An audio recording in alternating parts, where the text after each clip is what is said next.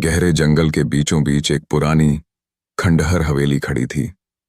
कहते हैं कि वहां जो भी गया वापस नहीं लौटा।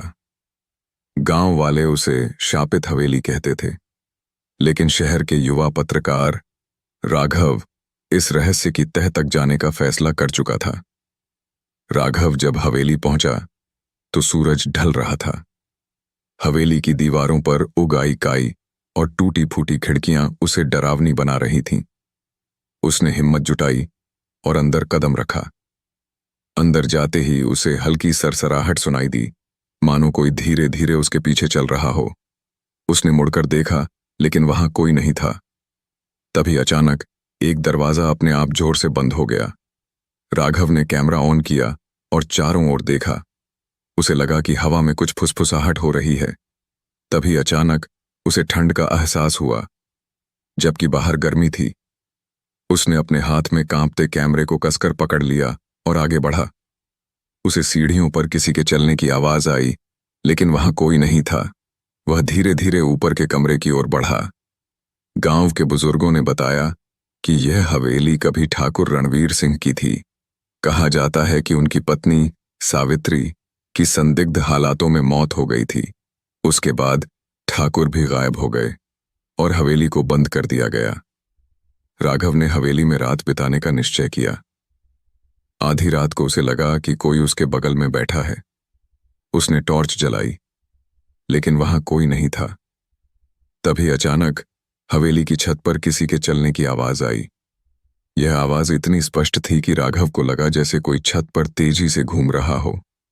राघव ने फिर से कैमरा ऑन किया और धीमे कदमों से ऊपर जाने लगा। जैसे ही उसने सीढ़ी का आखिरी स्टेप पार किया, एक ठंडी हवा का झोंका उसके चेहरे से टकराया। उसने देखा कि छत पर एक पुरानी कुर्सी पड़ी थी और उसके पास एक टूटा हुआ दीपक था। अचानक दीपक अपने आप जल उठा और फिर बुझ गया। राघव को हवेली के तहखाने में एक पुरानी डायरी मिली। यह ठाकुर की पत्नी सावित्री की थी। उसमें लिखा था कि ठाकुर ने उसे जिंदा हवेली की दीवारों में चुनवा दिया था। जैसे ही राघव ने आखिरी पन्ना पलटा, एक डरावनी चीख हवेली में गूंज उठी। दीवारों से खून रिसने लगा। राघव घबराकर भागा, लेकिन दरवाजे खुद ब खुद बंद हो गए। अचानक उसके सामने एक साया प्रकट हुआ। यह सावित्री की आत्मा थी, जो न्याय की मांग कर रही थी। राघव ने अपने कैमरे से सब रिकॉर्ड करने की कोशिश की, लेकिन कैमरा अपने आप बंद हो गया। राघव ने देखा कि हवेली की दीवारें हिल रही थीं, मानो कोई अंदर से उन्हें तोड़ने की कोशिश कर रहा हो। तभी दीवार का एक हिस्सा गिरा और उसमें से एक कंकाल बाहर आ गिरा। वह कंकाल सावित्री का था। राघव ने गांव वालों को इकट्ठा किया और हवेली की दीवारें तोड़वाईं। वहां से एक कंकाल निकला, जिसे सावित्री का माना गया।